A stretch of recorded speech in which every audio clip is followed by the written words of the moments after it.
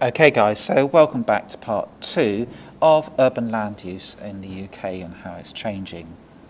So we've seen in the previous video that we've got an increased demand for housing. This is due to demographic changes, immigration and the changes the way that people live their lives. So the result of this is by 2020, it's been estimated that the UK will need 3 million extra homes.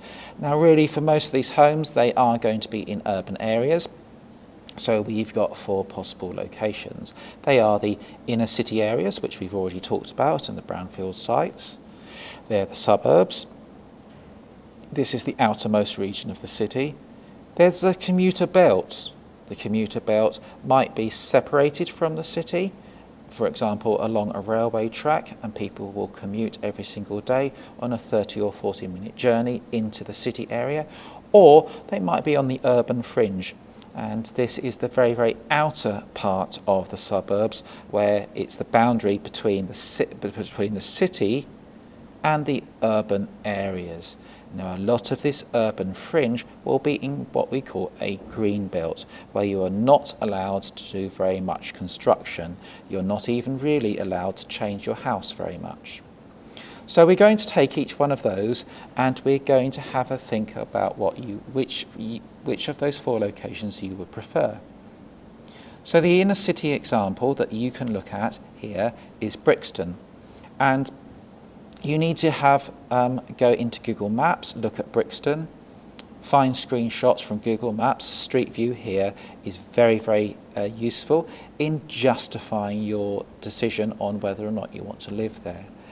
We've also given you some links here to BBC Geo Bite Size about the inner city, good and bad things about inner city, and we've also given you there a link to Google Maps which will take you straight through to Brixton as a really good example of an urban area. So remember, you need to have balance in your answers. You've got to find good things about inner cities and not so good things about inner cities. You've got to have a balance of the two. So moving on to the suburbs. Here the suburbs are the outermost part of the city, and the example here that we found for you is Wimbledon.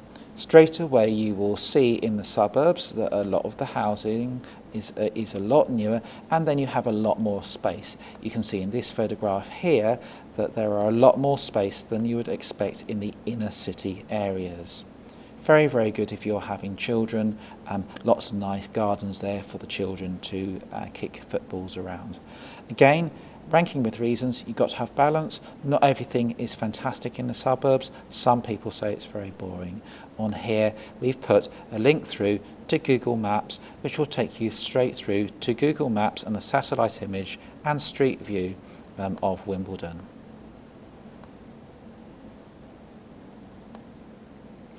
Urban fringe, again, we found some Google links there for you. Go there. The urban fringe is the very, very outer layer of the suburbs. And you can see here that is the edge of the city here in this photograph. You can see we've got the edge of the city. They're the houses. This is the urban fringe. This is the urban area. You can see that there is farmland here. Like we said before, this farmland is probably green belt if it's around a large city like London. That means that you are not allowed to build on the green belt. So it makes a limit to the size of the city. It stops something that we call urban sprawl, which we will look later on in this presentation.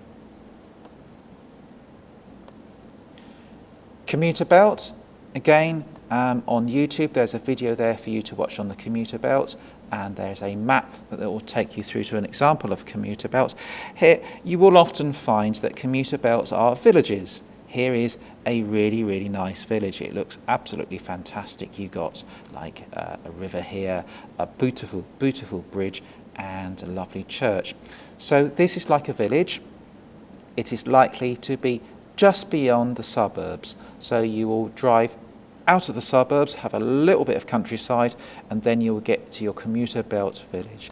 It's called commuter belt because people would commute or travel to work each day in the city, maybe on the train, maybe for 30 or 40 minutes. When we look at the urban fringe, you'll see that there's a lot of new housing being built on the urban fringe. This means it's convenient because it's near to the countryside, but not too far from the city centre. So really, perhaps the urban fringe could be the best of both worlds. Also on the urban fringe, as we said before, you have factories and offices in business parks and industrial zones, and also retail estates, retail parks. Again, there's an example of a retail park, Ravenside, absolutely fantastic. It is humongous, yay Essex. And there on Google Maps, you can go through to Google Maps and have a look at that retail park. Urban sprawl. This is where the cities just get bigger and bigger and bigger, and they sprawl out. Imagine sort of like bacteria growing and spreading, or fungi spreading across the countryside. It's a little bit like that. It uses up lots of land. It wastes what we call Greenfield sites. It makes you very dependent on the car. Basically, you have to have a car because there's only houses there, and you have to have a car to travel into the city. Lots of people say that it's very boring. You can click on that link there to find out why. It's very boring living in the suburbs. The architecture is all the same. You can click on there. There is a picture of some very, very boring, dull housing that you find in the suburbs. And they say as well, it's all the same people. It's all the same socio-economic class. So very, very boring, very, very uniform if you want to be really harsh. There's a lovely photograph there of the rural urban fringe. You can see there. Here we've got the countryside, the rural areas. There you've got the urban sprawl, and you can see that's taking up a lot of space. Eco towns, you either love them or you hate them, and these are new towns that the UK is that they want to build, but they're new, ecologically friendly, environmental towns. There's your brownfield sites. You can see there that you've got some new housing. There's the new house being built in the factory areas. Obviously, there used to be a factory here. Here you can see the outline of the old factory building. So this is a brownfield site, and that's going to be redevelopment. Links on there for you to have a look at Greenfield, Brownfield Sites, Greenwich, Brownfield Site regeneration. We have talked about the concern that the rich people don't necessarily like living in brownfield sites because they might be a bit scared of the poor people causing crime and everything. So that's why they live in gated communities. A lot of people say that a gated community is a bad idea. Have a look. Balquarter, gated community, see what you think. See if you think living in a gated community is a good or a bad idea. Suburban intensification, there you can see on the suburbs. We used to have lovely big gardens here, but those lovely big gardens have been filled up with houses. Great way to make a fat stack of cash. Sell your house, sell your garden for lots and lots of money, build a house in it, fat stash of cash. You could probably retire at the age of 33 if you do that, if you're lucky enough to do that.